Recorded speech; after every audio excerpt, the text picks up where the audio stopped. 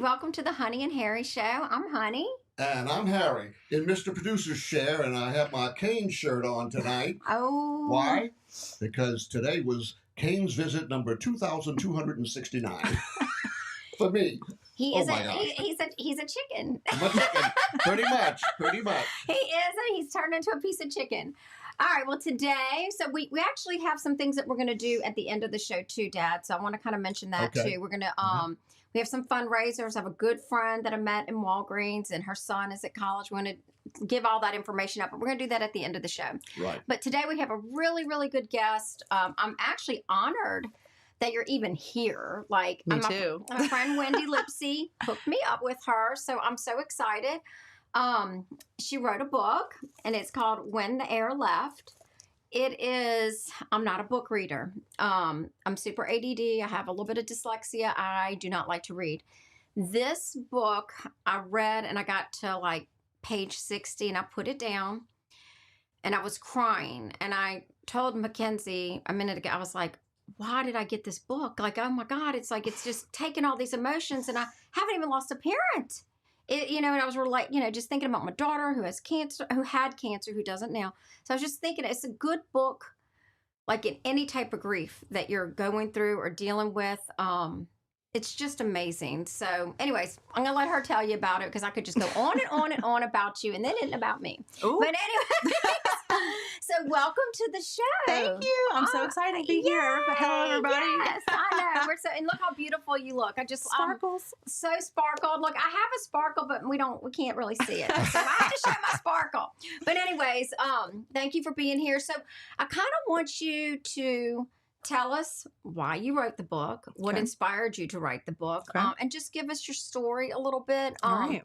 And I'm sure I'll have questions. Please do interrupt me if you need to. Absolutely. But kind of start your story and how we got to this. Okay. So my mom was diagnosed with a very rare type of non-Hodgkin's lymphoma in 2017. And, at the time, they didn't know it was that rare of a type. They thought it was something less aggressive. And, she went to MD Anderson where she started going to treatment and stuff. And we realized it was really bad. And she was my best friend the whole entire world, as a mom tends to be, and your daughter too. But she was my best friend in the world. And when she got diagnosed, it was the worst thing that I could possibly think to happen to me. And I tried to, hold it together for her and be strong. And I did for the most part, and I broke down to my friends and stuff along the way. But I never lost hope that she wasn't going to make it through it. Absolutely. You always have hope. Mm-hmm. And how old were you? I was 26. So you were 26 when she got sick? When she died. How old were you when she got sick? So she died in 2019, so I must have been 24. That's a lot. Mm-hmm. That's a lot. Yeah, and she was everything to me. We did everything together. We would watch movies together.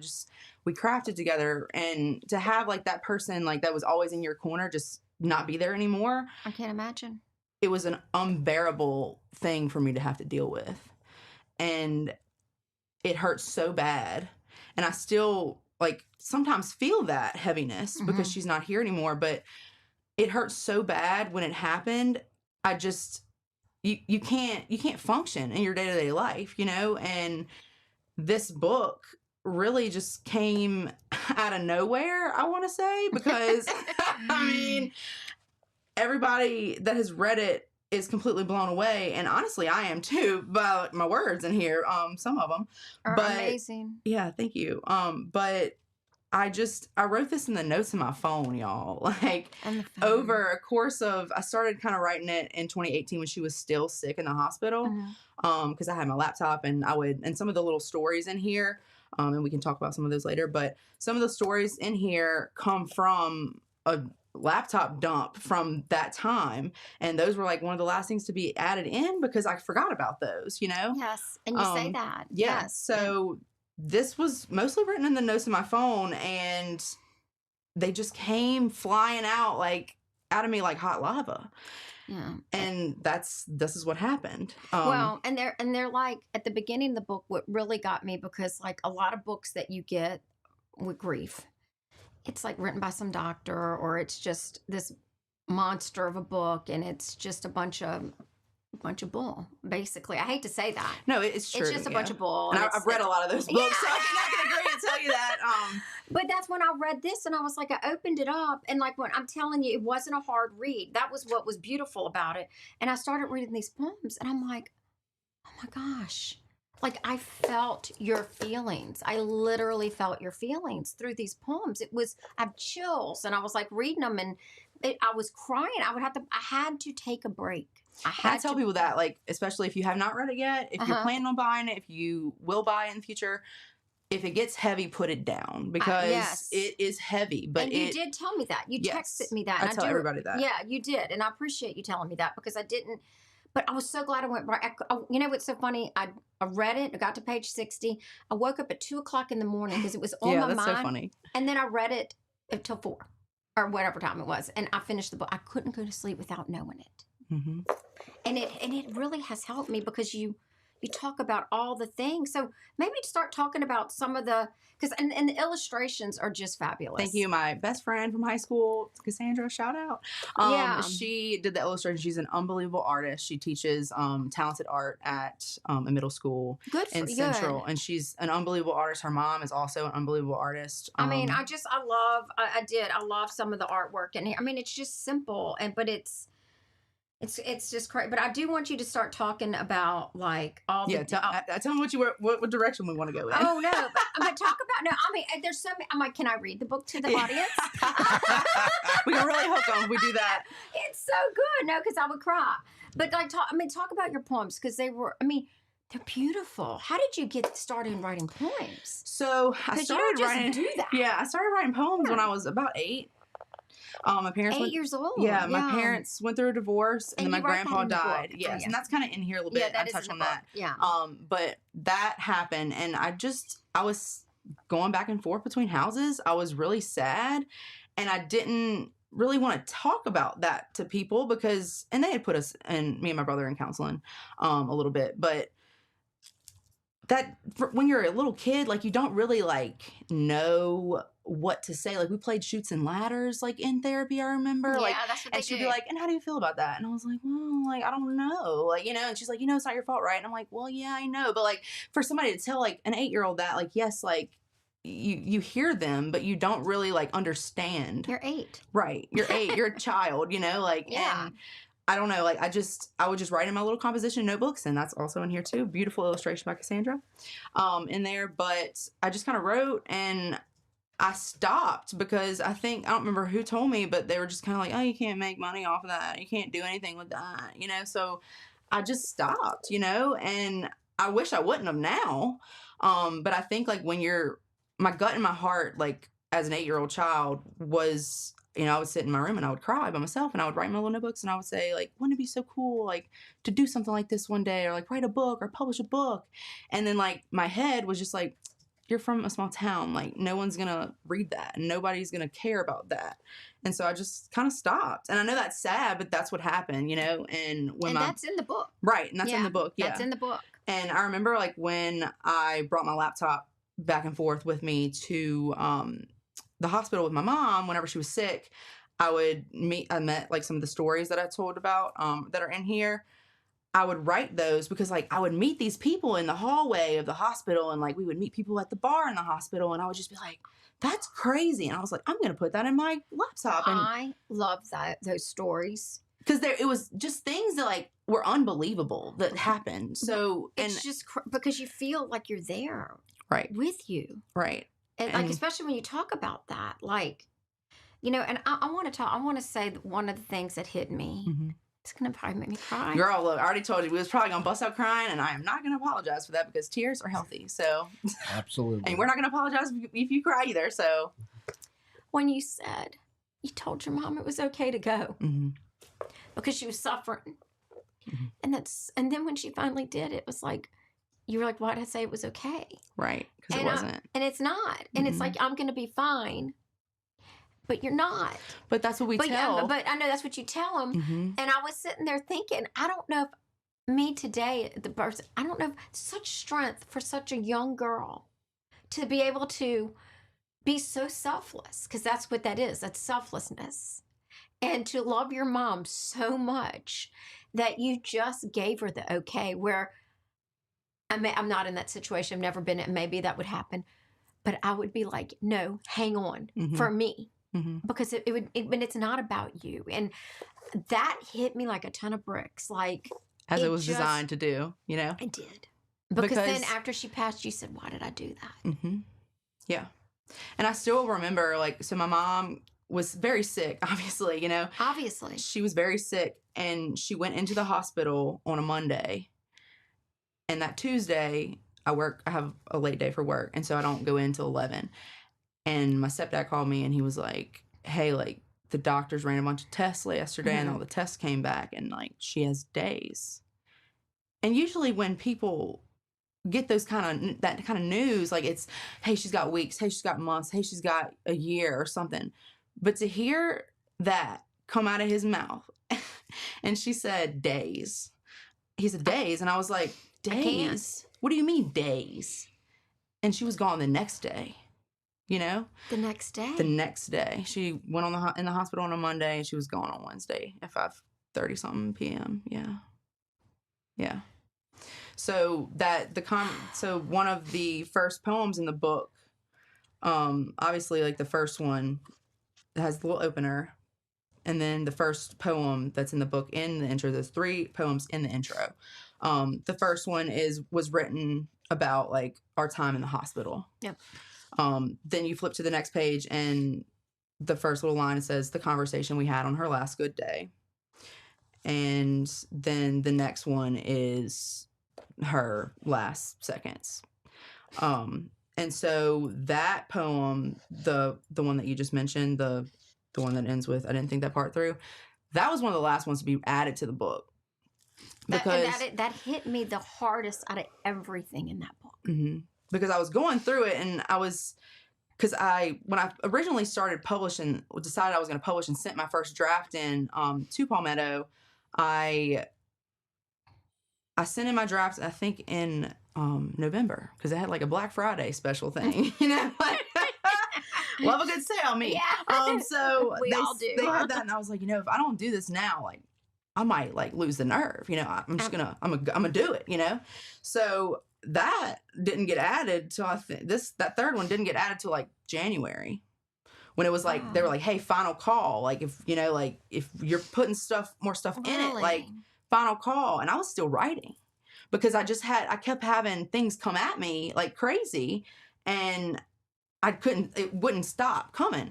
And I would look through the book, and I would say, okay, like, I would think, and I'm like, all right, like, if somebody's going through this, because then it stopped being about me. It's about me, but let's not say that, but it stopped being about me. And I started thinking about the grand scheme of things, like the people that were going to read it. See, other than myself. You're brilliant. And so I was like, what would people need to read? What parts am I leaving out that people need to hear? And that was one of the last ones to be added, because I was like, they need to know that piece. Because if that piece wouldn't have been in there, and it just would have been the first one and the second one, and then you open up to the first little section, it wouldn't have really hit you, because you wouldn't have really, like, got a grasp on losing that person. No, you know? It made you understand she's gone. Right. Because she wasn't talking, you know, she stopped talking that morning. Because I was there Tuesday. So the conversation we had on her last good day was Tuesday. Oh, wow. Yeah. And then I went home. My stepdad stayed with her, and I went home, and I went back to the hospital the next day, because I called work, like, on Tuesday, and I was like, hey, I don't know when I'm coming back. Yeah, yeah. I was like, I have to be there with her, and, like, do whatever you got to do, but, like, I cannot come back right now. I don't know how to handle this. And they were like, take as much time as you need. And they were so kind to me, and I'll never like, express my gratitude enough for that, because I needed that time. But that piece, when I added that in there, I said, okay, now they will understand just how bad this is. because I got there on the Wednesday morning, and the last thing she even said, because she was like, at that point, they were like, we had already signed the hospice stuff, and we didn't know what was going to happen after that. And so when I got there on Wednesday, I remember she looked at me and she said, "Hey, I love you." And that's the last word she said, was Wednesday morning.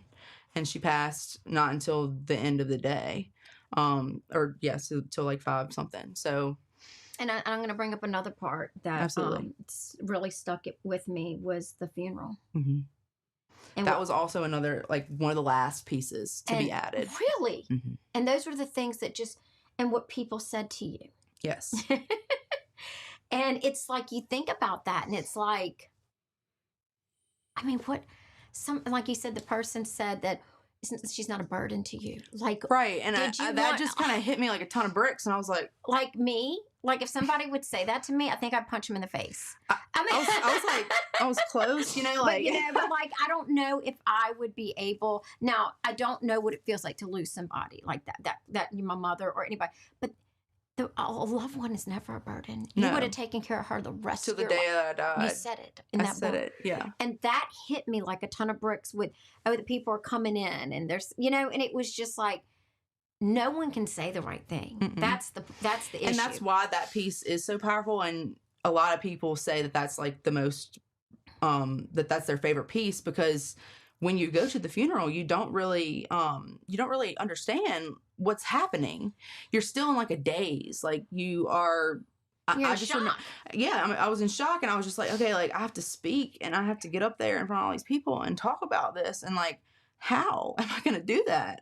And people that I haven't seen in years. How did you do that? I want to know how you did it. I honestly don't know. I think I blacked out. You blacked out. You just, I mean, do you take Xanax? What do you do? I mean, do you even? Yeah, I was on antidepressants or anxiety because I was having panic attacks.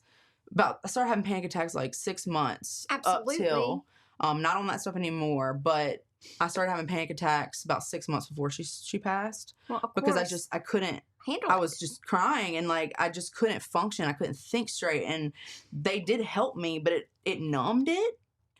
And so when I was there and I was taking that medicine still, I was just kind of like, what is going on? And I guess that's how I held it together for that.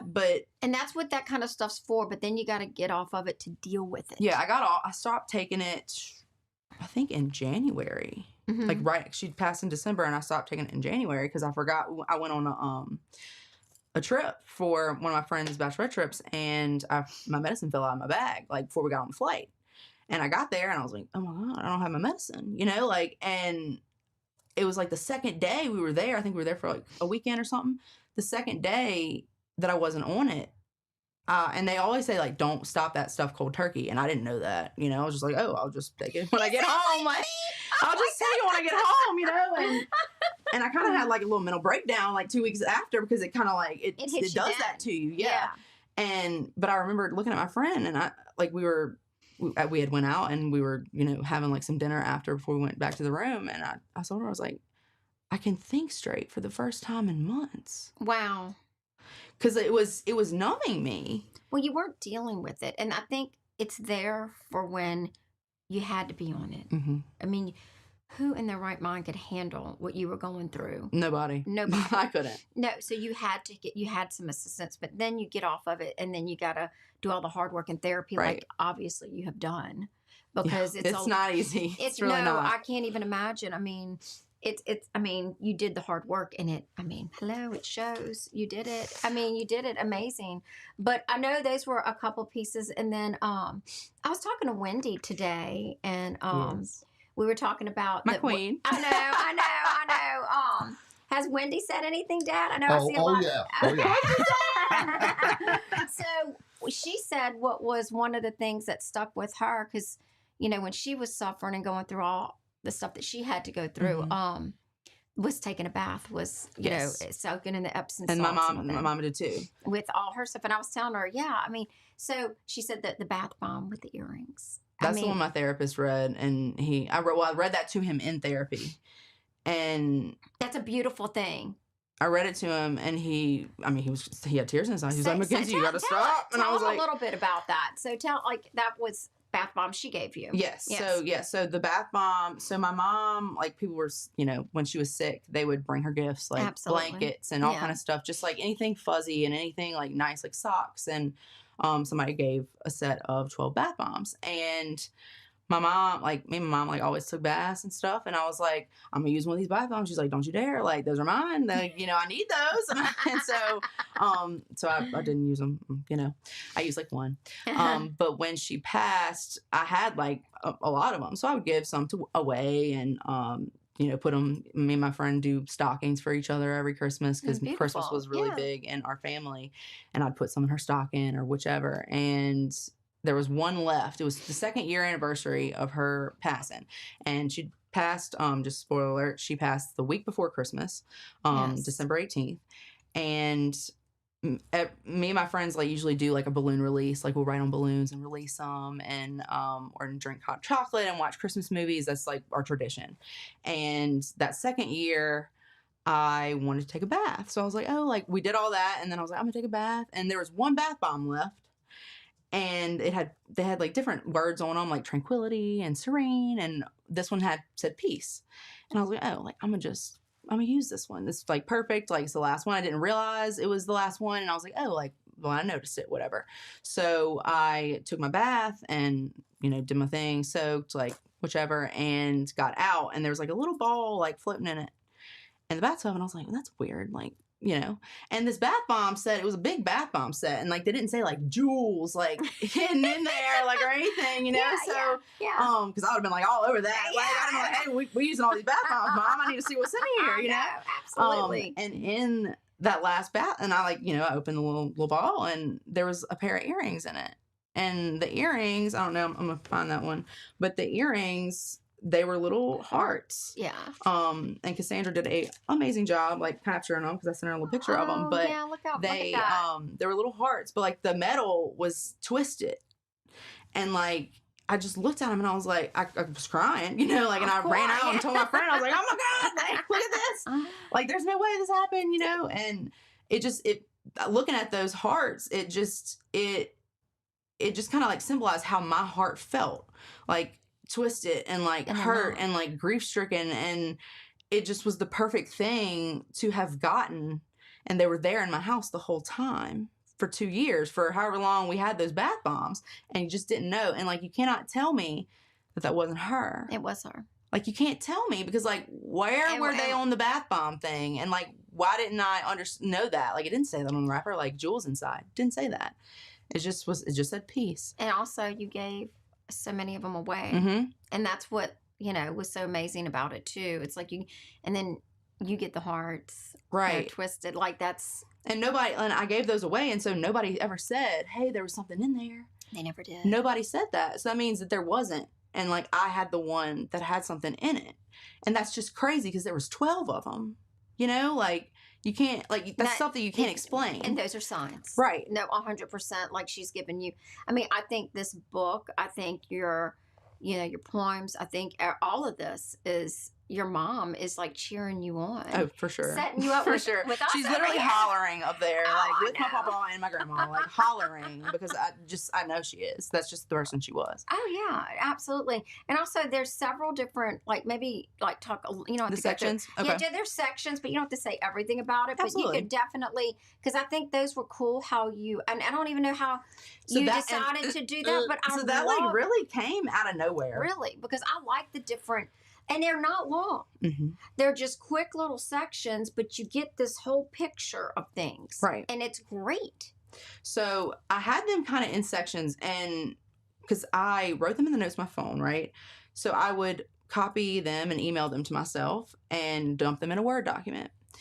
And I would sit down to look at them or edit them and figure out like what to do with them. And then I would immediately be like, squirrel, because I have ADHD. So like, I couldn't, and I was like unmedicated at the time. Now we are.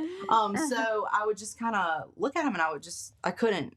And it also was very emotional for me to like revisit those like that.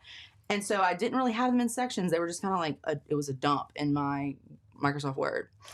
And when I finally like kind of started doing that, I was like, like let me just kind of like see what we got going on here. And I would move them around, like kind of like pull them to the timeline of what was happening, you know? So there are 6 sections. There's an opener first, which is not included in the 6, but there's 6 sections. The first one, and they kind of mimic like the stages of grief in a way. Okay. So like the different things of like the different stages of how it felt for me. So the first one is called The Initial Sting. Yes. And that one. And I love the titles. Yes. Thank you. Love them. They came out of nowhere. Really? Yes. They came out of nowhere. You captured me, and like you can ask my dad too. Dad, it's hard to capture me in a book. Absolutely. You can't do it. I need a movie. Yeah, I love a movie. I love a good movie too. But I've always just loved books. I couldn't put this book down. That's crazy. And that's crazy that you say that, because that's the power of it all. You know, like that's the power of poetry to me, because they're small but they're packed with a feeling and emotion. And that's why I love poetry so much, and it's so like near and dear to my heart.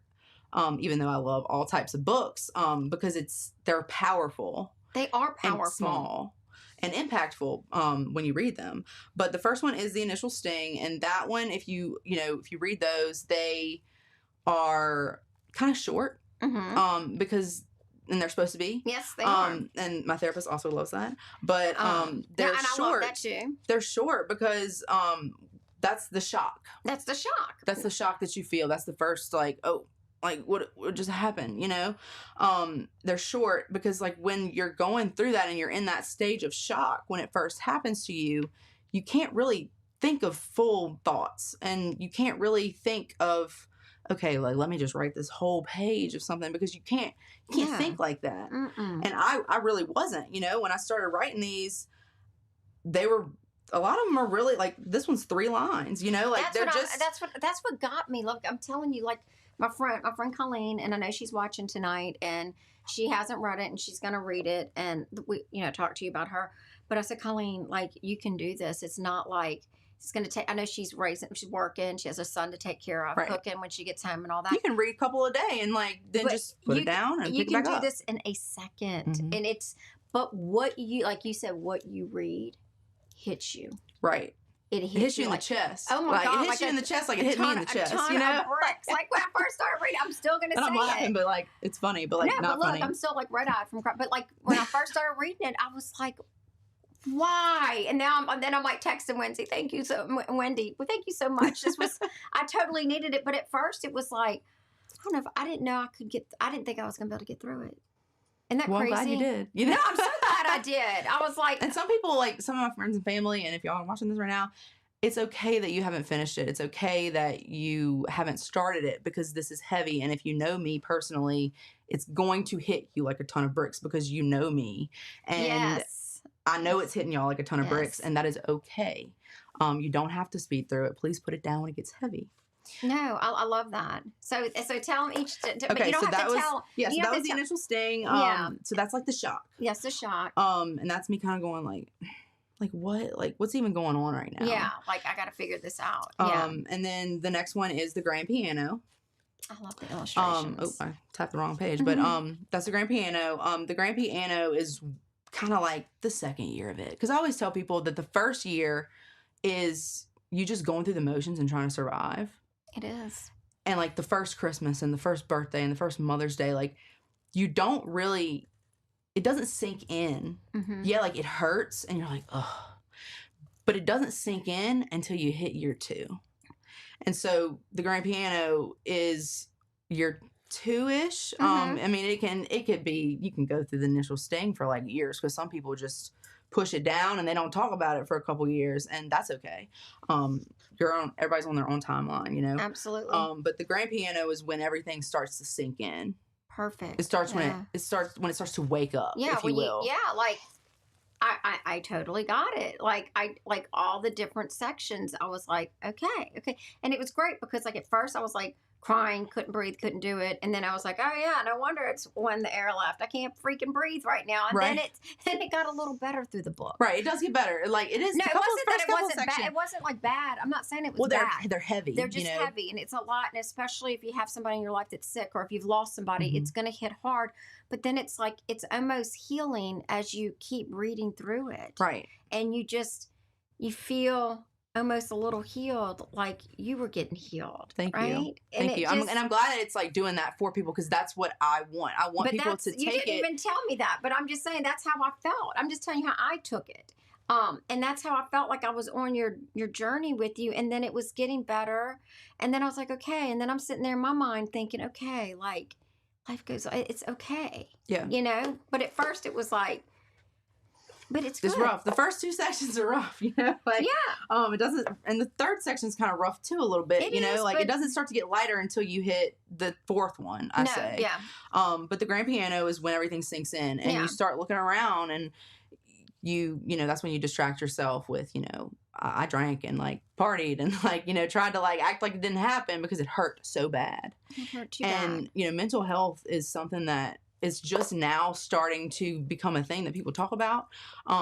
But mental health, especially with men, like it's hard. Like they don't want to talk about it because you're supposed to be strong. You're supposed to just like go through life like nothing bothers you. But things are hard, and it's okay for you to feel that and work through that on a day-to-day basis. Because if you don't, it's going to hit you like a ton of bricks, and you're going to end up taking it out of on people that you love and pushing them away or doing whatever people do. But I've seen it all, like No, 100%. I've done it all, like No, I have.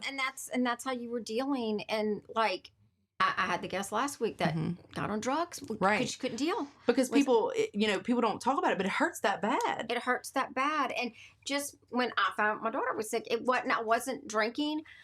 And you're gonna think I'm weird, but I had to clean windows all Well, the no, I time mean- and scrub screens. Right, and, like people, Yeah. people have like their addictions in different things, and just Weird. because Yeah. it's not like detrimental, like Yeah. like something like that you're not supposed to do doesn't mean it's not harmful to you. Like everybody says, like something in excess is an addiction. Yes. Like I ran like too. Like everybody's like, oh, like running is healthy, but when you do it a lot and you do it in excess and you don't eat, that is not healthy. Like you have to do everything in moderation, and that's how you like build a healthy life and have a healthy life. Yeah, no, and you're right. And my running it's one of those things that helps me. But I'll do it in excess. Well, yeah, I mean, but I did, like so, and I did whenever my mom was sick. Like I was like, I'm gonna lose weight, and I lost 60 pounds in like 4 months, which is Yeah. not healthy. That's- like no, it's not. And anybody that thinks that is, it's not. It's like what 1 or 2 pounds every week or Yeah. 2. Like And it takes a minute. It's right. not. And after she passed, like I kind of like gained it all back, almost like it's close to not all of it, but like a lot of it back, because I was doing the opposite end of the unhealthy stuff. I was eating a lot, because like that's what you do. Like you either exercise or you drink or you eat or something, like, and that's what I was doing. And I'm now like have lost all that weight back in the past like year and a half, but I've done it in a healthy way. Well, you look great. Thank you. You're just a beautiful girl. But yeah, so back to here. Back to But here, yeah, so the grand piano is when it all starts to like wake up and you're like, Yeah. this is horrible, so you try to distract yourself and you're doing all the things that you can think of to make yourself feel better, Absolutely. but they're only harming you. Yes. And so you're doing all these things to distract yourself because you don't want to think about the things that you've seen, and you don't want to think about that person that you lost, and you don't want to even touch it. So you numb yourself. Absolutely. And everybody that I know that has lost somebody close to them has done that. I've watched them do it. So I know that this is impactful because that's how it is. Like it's you normal. just right. It's normal. And it's normal, Yeah, it is normal. So so- that's what you kind of normalized it, and which is really nice, And And some then you people, have beautiful illustrations too with it too. Sandra, you heard that? Miss Sonia, you heard that? I love it. So yeah, so that's when it gets bad, and then the alarm clock is number 3. So that's when you realize that those harmful habits that you have are starting to be detrimental, and you're realizing that they're not really helping you and they're making it worse. and you're like, like, how do I fix, like, what do I do now? And you start looking around at people and you're like, y'all are not dealing with y'all stuff either. Yeah. And like, I don't want to just keep doing this and keep going down this path, because if I keep doing that, it's not going to be good. So like, what else can I do? And that's when I found my therapist. I've been through 4 therapists throughout my life. Like, I saw one when my parents got divorced. I saw another one when my mom was sick. And then I saw another one at kind of the beginning of 2021, because I stopped seeing that, the one that I was seeing when she was sick right before she passed. So I was not in therapy from like 2019 to 2021. Wow. So I was like in the thick of it during that time. And then I like went to my doctor's office and I was like, Doc, like, and this was my mom's doctor too. And she's like, I'm very close with her and love her to death. She's a brilliant human being. But I just told her, I said, look, I can't function. I was like, I don't know what's going on. I was like, I need to talk to somebody, but I don't know who to talk to. I don't want to go back to that other person because I didn't really vibe with her. And so she suggested that I see a man, and he was older and he was about to retire. And she was like, look, like, he's about to retire, but I think he's working a couple months. And I think I saw him like 3 or 4 times, and then he retired. And I got on the wait list for my person now, and I've been seeing him since 2021. Wow. But you have to be ready for therapy too. I wanted to say that too, Yes. because like, when you're going through it, you just can't do that. Mm-mm. And I didn't want to, because you always think like, oh, I can fix it myself. Yeah. I can do it myself, and I don't need that, and I don't want that. But like, let me just tell you, like, I would not be the person I am today. I would not have written this book. I would not have done started half of the healthy things that I do now without that man, without those 2 men, because the first one that retired, he really like was making me think about stuff, and very brilliant. And I was like, okay, like, I almost like was more comfortable with him. I don't know why. Because I'd seen just women before, and not to throw shade on women therapists, because there's brilliant women therapists out there, and I went to school with some of them, and I know they're doing great work, but I just vibed better, and I was able to like be honest, and they just broke it down for me in a way that I hadn't heard before, because I have a couple of guy friends, but they kind of broke it down for me in a way that like I wasn't familiar with, and it made me think about stuff. Perfect. Yeah. And so when I started seeing the guy that I see now, he like busted the door down like on everything, that's what you needed. Mm-hmm. You needed that. So yeah, I mean, everybody needs therapy. I'm a big fan of the therapy. So yeah, you need therapy when you're going through hard stuff, because you're just irrational sometimes, and you need somebody that's outside of the mess. Mm-hmm. And I would walk in there and I would say, sir, am I crazy? Like, and he'd be like, no. And I'm like, okay, well, I feel crazy, like, but that's how you feel. Like, you feel like you're not right, because like it hurts that bad. Well, absolutely, it hurts that bad. So the alarm clock. The alarm clock is when you kind of wake up and you're like, okay, like, that's kind of what you're talking about. There's something better to do here. Yeah, instead of just keeping going on the way you were going. Mm-hmm. So that was that, and I love that too. And I'll read this one just because we're talking about therapy. But this one I kind of wrote like in about my therapy sessions, because that was still when I was heavier too, and I was like, like, I just feel like crap, and he's like, Mackenzie, you're working out in here, like you're pumping iron in this room, so I'll read this one to y'all. So it says, you come in here and you lift weights, you pump iron in this room. I'm just guiding you through. It's not easy, but you come in here and you lift, you fight, you write, you apologize. It's okay to cry. It's okay to scream. You can't lose someone who knew everything about you and expect it not to hurt. You're doing the work. This is the hardest part. I'm just helping you connect the dots. You are healing your broken heart. I'm giving you the space. You already have all the answers, the things my therapist tells me. Because he really, like, when you go to therapy, you're talking things out. That's all you're doing. He kind of maneuvers you to, like, go certain places, but you're the one I'm the one because I was there, but you're the one that's really working it out for yourself. I love how you describe that though, because you are working out. You are. It's mental. It is mental anguish, and you are going through all those things that are so hard, and it's exhausting. It is exhausting, and I mean, I would go in there and cry for a whole hour, And sometimes I still do, and that's okay. And that's your safe spot, and that's what you need. You need to have that place where you can go and you can get that help. And I think that's so healthy that Thank you you. do that for yourself. I mean, look. Everybody should, y'all. Everybody should. No, I mean, but like and now through your therapy, you wrote something that you're helping so many people already. And I mean, your book just got published not long, huh? When did it? June 18th was the release date. June 18th, yes. Yeah, June. That's crazy. Yes. Yeah, yeah. I mean, it's crazy. But again, through your hard work, for maybe somebody who isn't going to go to therapy, who won't go to therapy, they read this. And it might open their eyes to be like, hey, I might need some help. Or might need some therapy, or it just might even help them, like, just kind of wake up call. Mm-hmm. And that's what this book was. It was a wake-up call. Like, when I started writing it, I was just like, okay, like, let me just kind of scurry back on to my little office and talk to this man, because I need to unload on him, because this is just... You lost your mother at 26. I mean, and I know, it's like you were telling me in the den when we were talking, it's like you still haven't gotten married, you still haven't had your children, all the things that you want your mom there for. Your mom, just... I can't imagine. I mean, I know it's hard. I know it is. So yeah, for sure. Those are things that, like you said, you're gonna grieve those things when those days come. Right. It's never. I saw somebody posted a reel the other day about having a kid who had lost their mom, and I commented on it because I was like, I cannot imagine. I'm not ready for that, because I know that that's going to be another layer of grief that I am going to have to go through. And it's going to be hard because, when I think of having a baby, me and her would talk about, she was going to be in the room with me holding my hand, like with whoever was supposed to be like the father or whatever, hopefully he's there too. But, I was more concerned about my mom being there. And I know, and I'm sure you understand that because you have a daughter and grandchildren, but I know I do understand that. And I understand all of that. And it's like so important. And I'll be Grandma Honey. Perfect.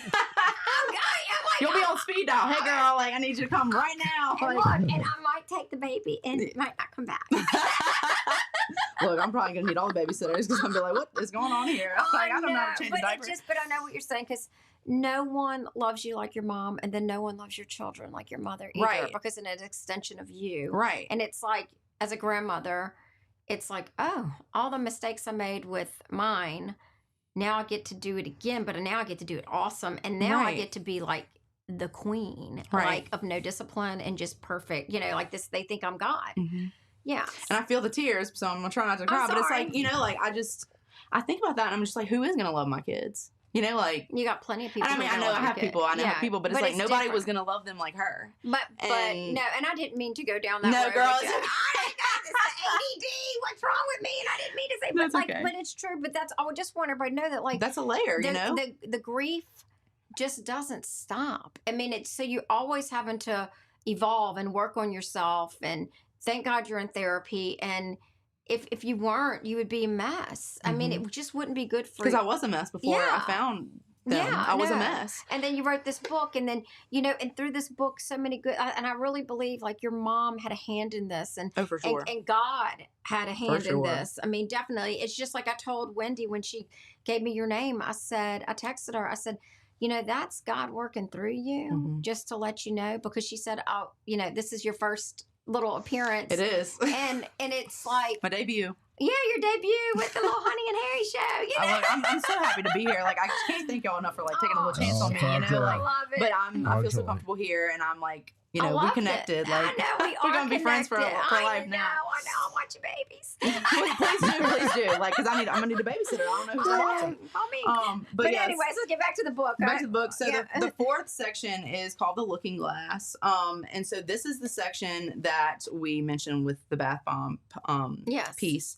This one has poems in it, but it has a lot of stories love the stories. Yes, they're just like really cool stories about people that we met in the hospital. And I started writing these. These were in like a Word document in my laptop called The Lime Green Queen. They were just in a Word document because like that's what I called my mom. We called each other Queen, and it was just in there. And these were the last ones to be entered into because I forgot about that document. And all the ones I feel like that hit me the hardest are the ones that you added last. Right. So that was her saying, okay, you need to add these. Right. Because I was like, okay, like it's, and I kept thinking, like, I was looking at it and I had given it to my therapist and he was like, this is amazing. You know, like, this is amazing. You have to publish this. But there was stuff missing. And I was like, what's missing? It just, something didn't feel right. Something didn't feel right. And I was like, and people said, like, you know, when it feels done, it'll feel done.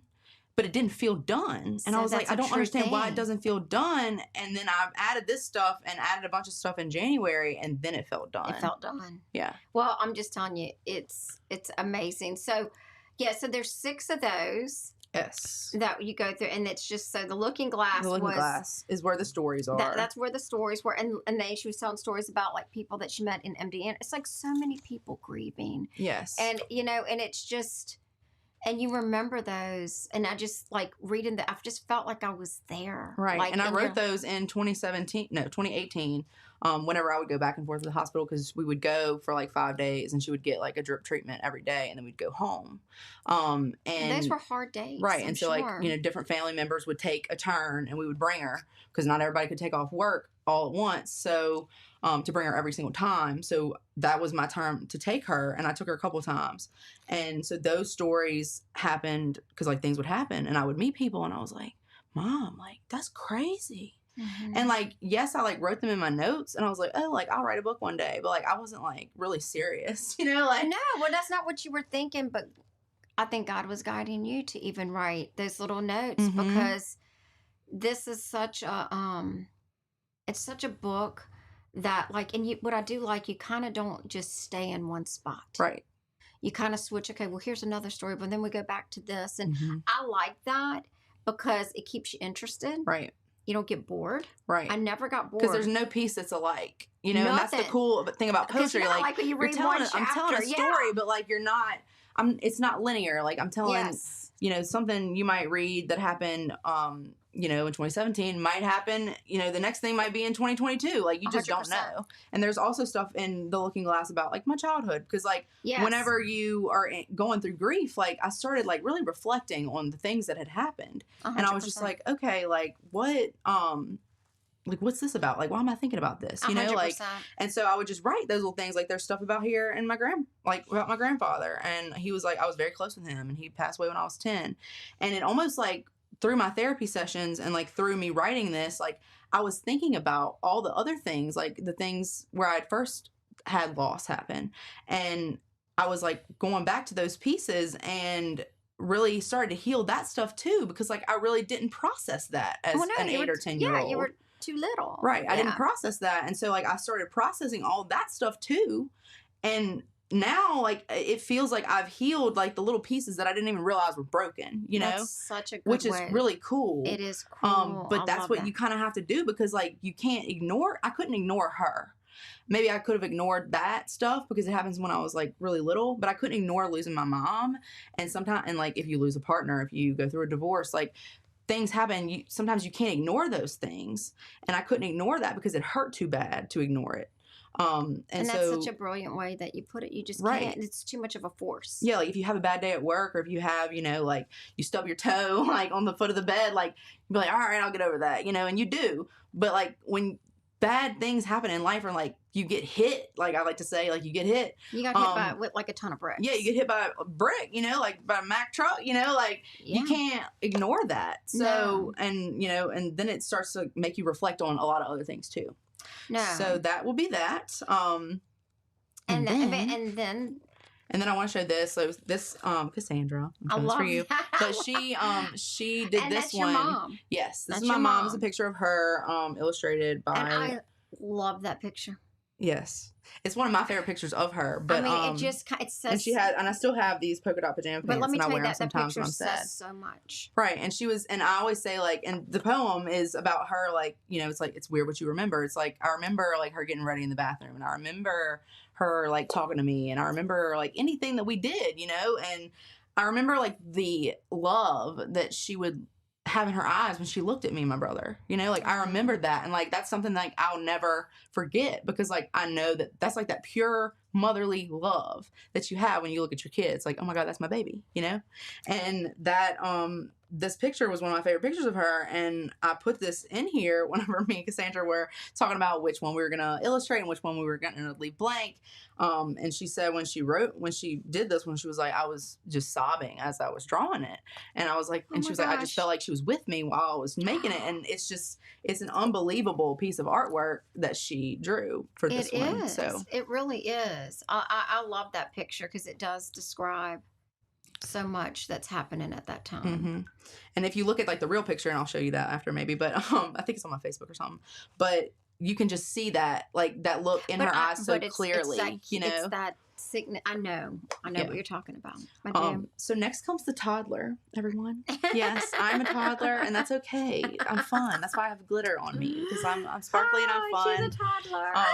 Inner child. Yeah. So the toddler is when you start to reinvent yourself in the absence of that person that you lost. Because, I mean, if you're anything like me, I call my mom for everything. Yep. Like, girl, I got a flat tire. Like, girl, they gave me a promotion. Like, oh my gosh, this man wants to take me on a date. And I called her for everything, big or small.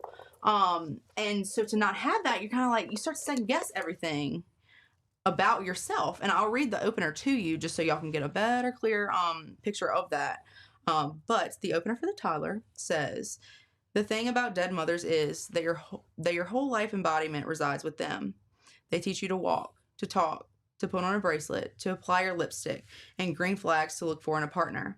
Most of everything you are, the person they raised you to be before the day they leave, is because of them.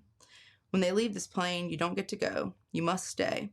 You must sift through the pain and resentment of them being gone. You must sift through the life lessons and the joy they brought to you so you can carry them with you in your heart until it is your time to go.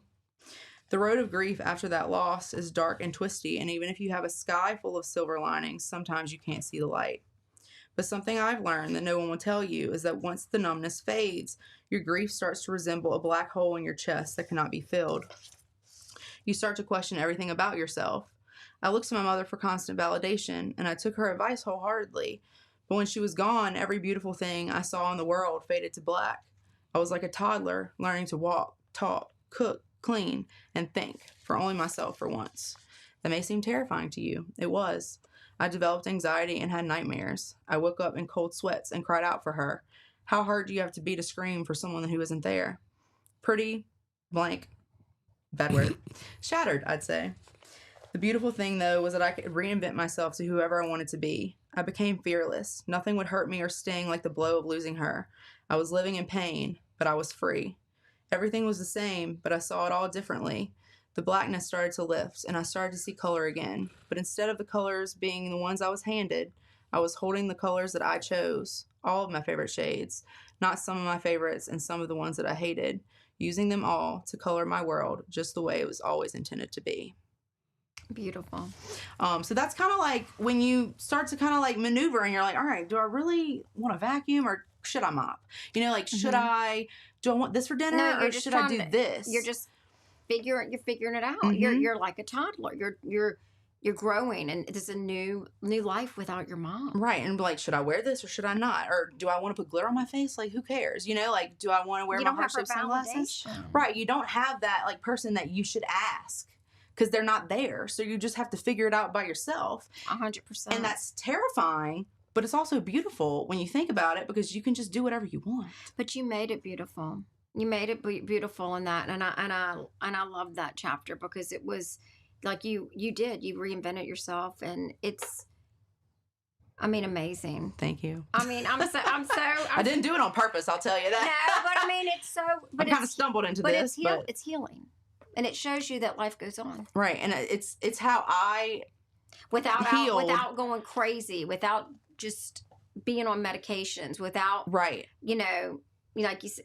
dating all the wrong guys and all the things that young girls do. And I'm so proud of you because let me tell you something. At your age, to have experienced everything that you've experienced, like you're an amazing, amazing young lady. And you should be very proud of yourself. Thank you. No, you should be. You should be very proud. You should pat yourself on the back. And you've done. You're healing. I've been through a lot. I've been through the ringer, especially with men. But you're also healing a lot of people through this too, and that's something to be really proud of. very proud of. Thank you. So, I mean, I didn't plan on healing y'all too, but I am, you know, like, so you're welcome. and you're making us cry. Right. But I mean, and- this should be everybody's wake up call, because like it was mine, you know, like this book, like writing this book and writing these pieces healed me in a crazy way, but it's taken, like, I've had people comment on my stuff and they've said, I felt like you cracked my head wide open. And You like, how did. did you write this? Because I feel like you're saying everything that I felt and I couldn't put words to. Because you wrote with your heart. But that's how I wrote it. Like, Yes. I didn't sugarcoat it for anybody. Like, there's stuff in here that's gonna mess you up. Like, I mean, I'm sorry, but like, that's how it is. Like, it's gonna like, oh it's. my God. But that's how I felt, you know. Like, but I have to take to lead into that. It's going to mess you up. She does have a good chapter, the repair. yes, that would So- be the one that you find last, and that is the So it's- sixth one. So you're not toddling around. Yeah, forever. so you don't end up toddling around. And sometimes I feel like I am that toddler, you know, like, but sometimes I feel like I'm back at the initial sting, which Yeah. that's the beauty of it, I guess, like with grief, the beauty and the curse, you know, because it's not, you're not going to get to a place where you're just like, oh, I'm okay forever. You're never. This is going to be with you forever. It just is. I mean, Dad, you lost Maul, and I'm sure you still miss Maul, right? I still miss Maul. Absolutely. I love Maul.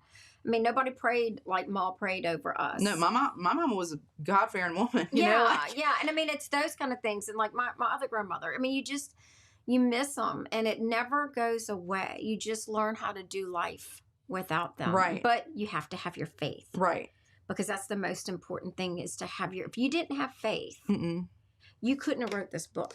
Well, I mean, it's normal to, like, I've always believed in a higher power, you know, but I was so mad. And I remember, I understand that. I remember whenever she got sick, I would like look up and I'd be like, dude, like, I know if you're up there, like, you know, you're not going to do this to me. Don't Knowing do that it. everything that I've been through in life, every card that you've dealt me, like from, you know, 0 to 24, 26, I know if you're up there, you're not going to do this to me, because this is the one thing I don't want you to do. Like, you can do anything else to me, but don't do this. You sound like me. You But, know? you know, it's like Job in the Bible. Right. Like, do not He's do going to this bless to me. you. He's going to, but he is blessing you.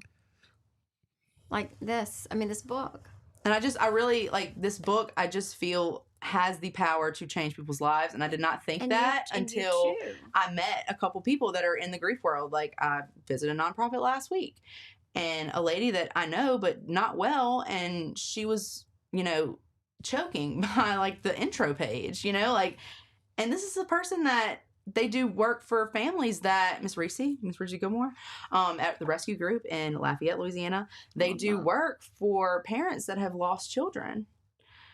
I mean, And- this is, yeah. and that's terrible, you know, like, I can't compare, But can't you compare should- anybody's grief to No, anything. no. All grief is hard. It Yes. doesn't matter which one it is. And like I tell you, I've been exactly where you are, and don't think I won't be there again where you're mad at him. Mm-hmm. But Sister We Dulcie, all go through that, you Sister know, Dulcie says it's good you're mad, and be mad at him, because at least you're talking to him. right? But she And yeah. told me when we were there, like, she said, Mackenzie, I've read so many books and I've done the research and I've done all these things. She was like, but I've never read anything like this. She was like, this takes my breath away. And to have somebody that really doesn't know me like that, you know, because my therapist kind of said the same thing, but to have somebody that does not know me say that, Yeah. it was unbelievable. That works so close to those people and like the grieving community. It blew me away. Well, and that's hear right. that. And I think sometimes you have to go through hard things to get to something like this, because now God's using you to help so many people that need help. But before we get all lost into that, and I know we're getting away with time. Yes. It's the repair is the last one, and so you can just say a little bit about the repair. Yeah. So it And I made a video about, like, whenever, and y'all have to go back and look on my Instagram, but I made a couple reels, like a reel for each one. I did. She tagged me, and they were amazing. I And love so them. those are poems that are not in the book, but they kind of outline. They're like your little opener for each Yes. chapter. So if you haven't got your book yet, if you're ordering it or whichever, you can go watch those reels. Mac Daddy 5 Wise. Then But we can that's put my that Instagram. on. Yes. We'll put that on the show notes. But those open it up. But in the repair one, I say at the end, get excited, kids. This is the best part of the ride. You'll be in the repair for the rest of your life. Yes. Because this is not ending. Like the book ends, but you will be working on it and working on your grief and going through those motions forever. Like just because it happened 5 years ago, 10 years ago, 20 years ago, it's still going to hurt you, and you're still going to feel it. It's not going to go away. And I think that's the most beautiful thing you can say, because grief never ends. It's just how to cope. Right. And this book teaches you how to cope a little bit with that grief, because like you said, it can come back. Right. But I feel like we've been ignoring our audience. Oh, let's see what they say. So, Dad, what y'all saying? Who's in there? Okay. Well, I wanted to make sure we put up 2 questions that were raised. Yeah. But I think you've done a great job of addressing them, but I'll put them up anyway. Okay. So, first one was about, is there any expiration of the grieving process? No. I would say no.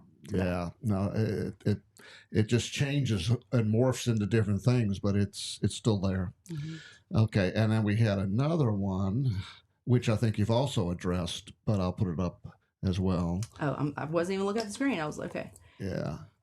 So did faith play a role? Yeah, definitely, of course for sure. It did. Yes. Yeah. Because like I said, my mom was very, till the minute she went, she knew where she was going. And I say that in the book. She knew where she was going, and she was not scared. She wasn't afraid. I was scared, Yeah, well, she's leaving you here. Right. You're like, you're leaving me by myself? But yeah, I mean, I was really mad at God for a while. But then I had to, as I kind of went through the motions, I started to see like the light of everything. And I started to say, okay, like, even though I am hurting, there is still joy, and I am still surrounded by love, even though the biggest person that was giving me that love is now gone. I still have that, and I have that in my family and in my friends. They love me unconditionally, and they really are the reason I am still here, because there were some dark times that I went through. Oh, I can't And even if it imagine. wasn't like the people that, prayed for me and lifted me up, like, I wouldn't be here, No, So, and the power of prayer, I mean, it can get you through. So, Dad, do you have any questions? Well, I wanted to make some comments. Absolutely. First, I read a lot of books, but I must say that I don't think I've read poetry or grand prose like this deliberately since high school.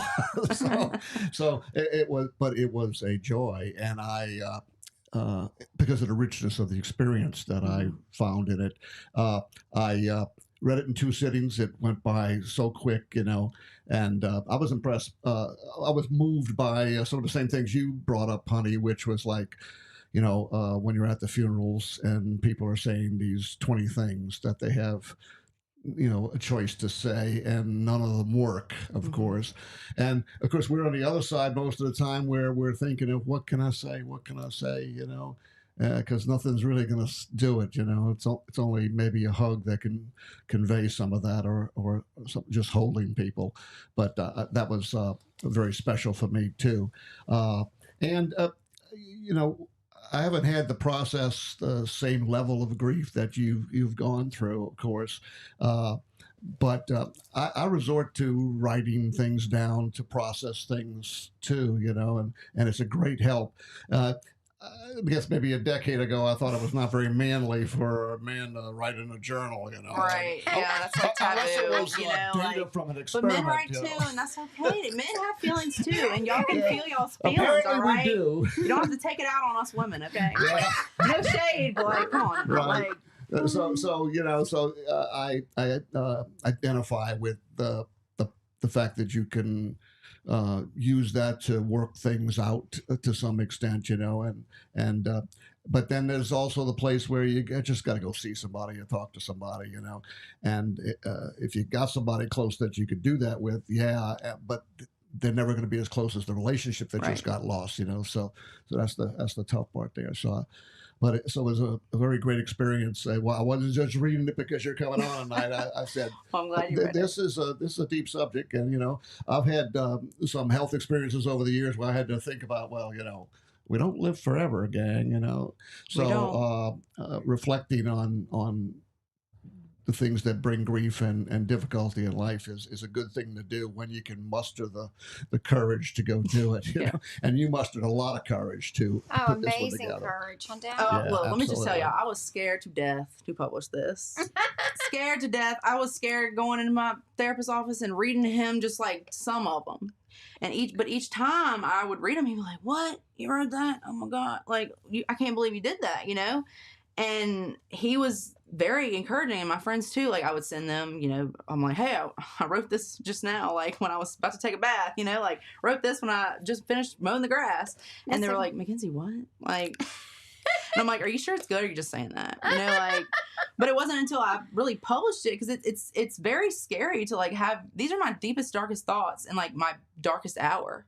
And to have that out there in the world, like, it's very vulnerable and it's scary, you know? You don't want to be rejected. I mean, that's like, oh my gosh, what if somebody doesn't like, I would feel And I didn't know if people were going to like it or not. I didn't know if they were going to come to my house and like beat me up. I didn't know what was going to happen, you know? Like, I would feel the same way. I mean, you're putting your whole heart out for the world to see. Right. This is like my heartbeat in my chest, But you know know? what strength this took. And I'm telling you, if it touched me and it touched my dad and it's touched so many people, it's going to continue to do that. I think it is too. And it's going to be it's going to blow up and be like a New York's bestseller. Look, I just know we got to it. get there, you know? I need y'all to write some reviews and get that stuff going, you know? Everybody write a review. Please. Please do on Amazon or Barnes & Noble and Goodreads if you have it. and Goodreads. Yep. Also, I wanted to mention, Dad, Mestizos. Can you bring that up? Yes. Okay, let's bring that up. I had my first ever book signing. There you go. You know, I've been signing people's books, you know, here and there as they come to me. But I am having my first official book signing. It is open to the public. Everybody can come. And I will have books. I don't have many on me. I think I have like a couple boxes left. So when those go, they go. And I will be making another order, obviously. But you can also, I think Amazon, it takes like a couple days for it to come in. Yeah, or it something. does take a couple of days for it to come in, but it comes in. I ordered a few and just sent it directly to people's houses. Right. I got So their you addresses. can order it and then have it in by the 27th and then bring it with you to Mestizos and I will sign that thing I for you. love that. Yeah. And we will be there too. Yes, we will. Yay. I'll put the link out on YouTube and Facebook, and we'll put it in the show Awesome. notes as well to make sure everybody gets a hold of that. Okay. But Dad, let me before we say goodbye to Mackenzie, can I pull up one other thing? Because when we're talking about grief, sometimes people come into your life, and I don't know if you experience this, in the weirdest ways. Oh, every day. Every day. Okay, so in the weirdest ways. So I remember when my daughter was sick, I had this lady at Walgreens, and there was two of them, and Melissa is actually a dear friend of mine now, been to her church and everything. She was probably more sympathetic and more caring than some people that I thought might have should have been more. I was like, everybody needs to be on the train with me, but you know what I'm saying? But so I want to, her son got a scholarship to go play football in college. Okay. It's Louisiana Christian University. Amazing. And his name is Freddie. Hello, Freddie. Yeah. So if you want to support him, I know I did, and it's for the football team. Right. So I wanted to put this up, Amazing. kind of be like a thank you to her, because when you go through hard things, just somebody hugging you and listening to you and crying with you. Right. That's all you need. Like, you don't have to say, "Oh, I'm sorry for your loss." No. Like, just the biggest impact I've had is just people sitting there with me and letting me just unload. You know, she actually did this, and what was better than that, when I'd come in on some of my hardest days, she was like, "Why are you God's got this. You're fine. This is not gonna." I mean, just building me up. So this is, if anybody can donate, please. You don't have to donate $50. You can donate $5, $10, anything for their little football team. So awesome. This kind I'll be of donating. my little way to give back. So, anyways, do you have any? Oh, and yeah, I wanted to say that we had 1 billion comments come in tonight. So it was so overwhelming. I didn't Sorry, put most of Mom. them. But You know, of course, but- Wendy and Stormy and Haley and Lauren and Maria and Tessa and Michael and Haley and Maria. Let's see, and Kelly. My sorority and, sisters, y'all. Mackenzie and Laurie and Tessa and Lauren and Blair. Oh, they blowing it And up. Chloe and Kelly and Phoebe. What did Catherine say? My And Catherine. Reese. Go read these. Woo. Is everybody here? Well, let's see. I got Mackenzie. What did Catherine say? Catherine. Catherine said she's looking forward to reading it, and she wanted to know where to get it. So I put the link awesome. out on Facebook and YouTube. Yes. Perfect. And then let's see, Haley, Andrew, and Allison, and Joseph, and Peyton, and Peyton. look at that. That's a crowd. I mean, that I is. can't wait to read everything. Thank y'all so much. I love y'all. Y'all know I love y'all. Yeah. So, exactly. So go to both Facebook and YouTube so you can actually. Oh, there's two. There's two live feeds. Yeah, right. Exactly. Right. Me being crazy is fine. Right. No, and thank you for and I want to thank Wendy because Wendy's the one. Yeah, who, Miss Wendy Lipsy. You. Wendy hooked us up, which. I mean, I'm telling you, Wendy's a great person, and I truly am so grateful that even if you wouldn't have done the show, I'm just glad to know you.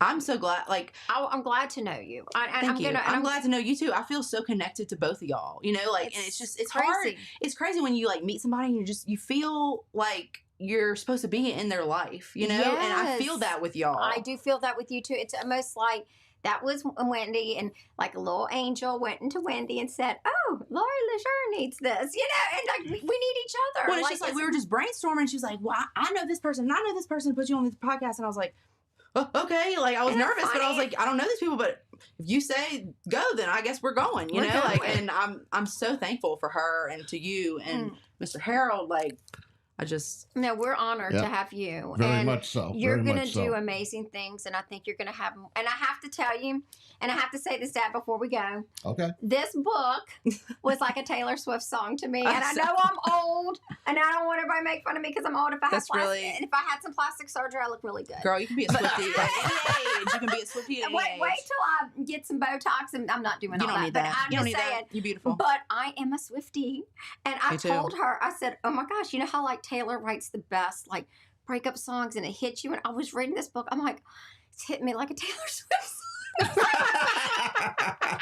I listened to her on the way here. I was like, I'm in my Oh, yeah. reputation. You know, That's I right. love That's that. right. That's right. Like when I'm mad at somebody, I put on that Karma. Right, Karma. I listened to that on the way here. I was like, Karma is my boyfriend. I ain't got one of those, but maybe one day I don't know. I don't know. It's so funny, but I told her that, and I was like, the next book you need to write is like one of those bad experiences you had with a boy when you were not in a good place.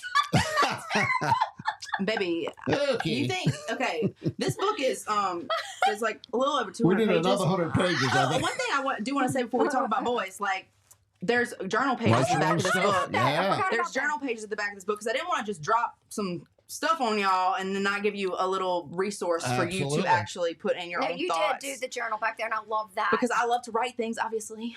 But there's like a little check-in for you to read after you finish the book. So make sure y'all read that. And then, there's 6, I think, journal prompts to just kind of I love that. take you through a little bit. And you don't have to write in them immediately, but if you would like to, they're there for you. But yes, I started writing poems about the men before I started writing I stuff can't about my wait. mom because the stuff about my mom really hurt me too much to touch. And I got hundreds of those poems about men. And they're That's gonna just be, the and next it's book, gonna be isn't it? like a Taylor Swift song, but writing, and it's gonna be so good. And then we're gonna, and then she sent me all the Y'all better Taylor prepare Swift. yourself for that one. She Yeah. sent me all these videos, and I sent them to Lindsay to show Pearl. And oh my gosh, I can't. I can't wait to meet like all your people because like I just feel like we supposed to be in each other's lives, we you know, are, like we are. I know, but anyway, so thank you for be on the coming. lookout for book 2, y'all. It's That's gonna be right. Look, a banger, a banger. Wendy reminds us that you do write songs too. I do. Oh, Okay. well, I can't wait. Well, I'd love I've been to. writing songs since I was little. So Yeah. Dad is such a musician. Okay, Yeah. when Oh, we yeah. cranking something out, We man. gotta figure Like, something out. We're That's gonna right. finish because he is. I mean, he can. what you gonna do if I drop an album next? Like, I know, really, like, like, what you gonna do? Yep, Like, yep. Maybe I'll finally get my dream instead of being Prince's backup you could be dancer. my backup dancer. Yeah. I would love Could be that. Mackenzie's back. I would love that. You Just like a bunch of my friends, like dancing. Like I put y'all on stuff like this. Oh my and just make y'all sparkle until y'all couldn't sparkle no glitter more. pants. Yes. Like sparkle pants. Leopard glitter pants, lame maybe. I don't know. It would be a moment. I am in. Okay, well, let's do it. You heard that, right? Let's do this. I'm in. All right. Well, thank you so much for coming on. So glad. I'm so grateful for y'all Oh, and just being here. Y'all's home is beautiful. The studio, y'all, is legit. It's cool, huh? It's amazing in here. That's all, Dad. It's amazing It in looks here. like we really have a big building in Right, everything, like I don't know but- anything about film, but this is It's just, an old I'm like, I bedroom. need to get me a setup like this, like bust out a wall in my house and add some stuff. Well, this was my bedroom, so it's pretty cool. Like, no, I mean, this is great. It like, was mine. Well, This we is want really to thank awesome. you again, Mackenzie, for being on, and especially for giving so much of yourself through what you've gone through and how you've written about it, and the gift now that it is to all of us. So I want to thank you for that. I have one more slide I want to show before we tank out here. Okay. And that's, I don't know if everybody recognizes the gentleman in the picture on the right, but that's St. Maximilian Kolbe. And today is the anniversary of the day he died back in 1941, where he was in prison in the concentration camps in Germany. And I don't know if y'all all know the story, but somebody escaped from the camp, and the guards and the camp commandant wanted to show the people in the camp that they can't do that and get away with it. So they randomly took 10 people from the group and said, we're going to starve you to death, and that's going to keep the rest of you from leaving. And one of the gentlemen that was selected screamed out, my family, my wife, my kids. He was in great grief. And Father Maximilian said, I'll take his place. And he did take his place, and he stood vigil over all the people who were there until they passed away or were terminated by the SS or whatever was there in the camp. So anyway, it's his feast day today, and so we can rejoice that he's praying for us, and that he's kind of a patron of going through tough things, right? Well, there you go. There's your patron. Absolutely. Here we go. Right now. And There you go. also the anniversary of Robin Williams. Yeah. His death just happened Yeah. a couple days ago, and he was one of my very favorite actors of all time. Yeah, and apparently, he's like a comedian first, right? Right. Yeah, and comedians suffer some of the greatest grief. Right, of and that's all why people they do. And mental health for men is very important. It should be very important. And Yeah, if you're a mental man, don't feel like you have to be strong all the time. Like you don't. That's Neither right. do you if you're a woman. You do not have to be strong. You can talk about your feelings. It is okay. It's normal. right. It is normal. Yeah, we have to keep and- telling ourselves that, but And then I gotta do one more shout out, but for Catherine, I see she said my friend Catherine said you fit in with our people, which you do. You just one of us. Let's go on vacation. Yeah, let's go. Yeah, We're going. so- Come on, we're going somewhere. But Catherine, get on Robbie. So, anyways, okay. she knows Okay, what I I mean. don't know what that means by that, but First. Honey, we don't have a guest lined up for next week, but we got several lined up after that. Yes. And who knows, you may end up with one for next week as well. I may have Robbie. Yeah, we're not sure, but at any rate, we love all of y'all, and we thank you for the great crowd that came in Oh tonight. wait, look, Catherine said he is coming next week. Oh, wait a minute! This is good. This is good. Robbie coming next. All right, so just consider that he's on the show. Okay. All right. We love All right. y'all. Good Thank night, you. then.